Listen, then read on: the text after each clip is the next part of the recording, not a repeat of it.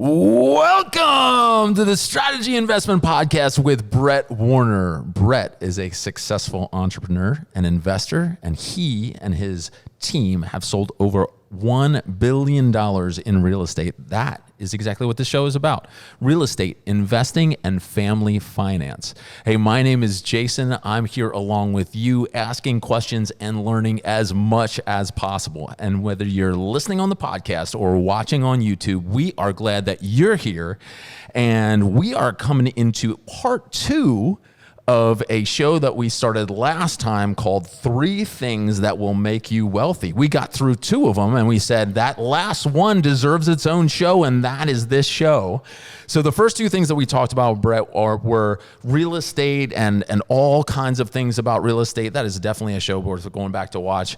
Some investing pieces and just some ways to think about and set yourself up. This last piece, though, I was super excited to talk about because it really is all about mindset. So I know that you have little mantras or sayings along the way that I've picked up. And I just wonder, is there one thing that comes to mind when you think about, having the right mindset? Really the meaning of life to me, some people would say, I'm like, well, believe what you want. I'm not pushing, but I can tell you what has changed my life. And then that allows the money not to control me, because the money certainly would. I can feel with the love of God in me, it pulling me. I say, man, finance and faith, wow.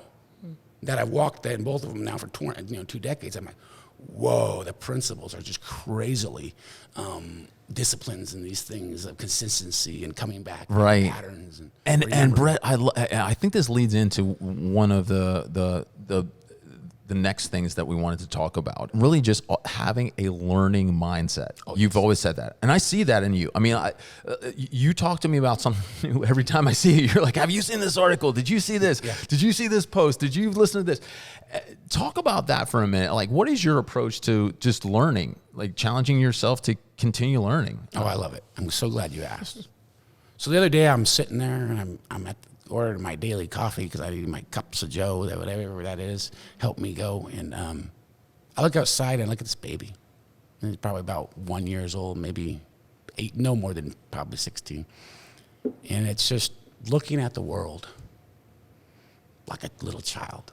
And it is like a wonder, It's just mom gives them a kiss and it's just we don't do that because we get roughed up in this world. And so if you can keep that mindset of like, I don't know it all and that I'm still in a wonder. And I mean, that's right. I mean, I haven't hardly ever owned like biotech, and I'm learning that the 4th quarter of last year, just because it was set in front of me. I said, well, let's go learn. And I tell everybody, I don't know all the definitions. If you say, go break down this company, I'll be like, if I spend all my time breaking down that company, I'll own no stock. At the same time, I'm looking at these articles, listening to these professionals. I always say you can get 3 great pastors from 3 different denominations, great guys with different opinions. And I'm like, Why can't you guys just get along? Well, I got to be right. And that's honestly what you find in finance, and you find it also in leaderships in different areas. It's fight for power, and it's because they're not okay with being absolutely right. And it's like, well, guess what? You're going to never be absolutely right.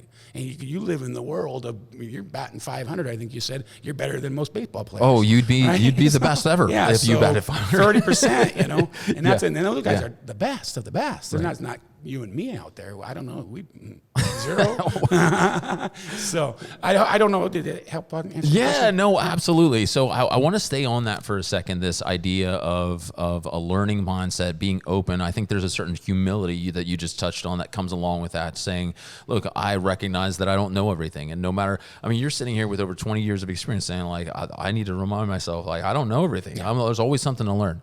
Where do you go? Okay. So I think practical advice for someone out there that's listening to us, where are some of the places that you go to continue learning?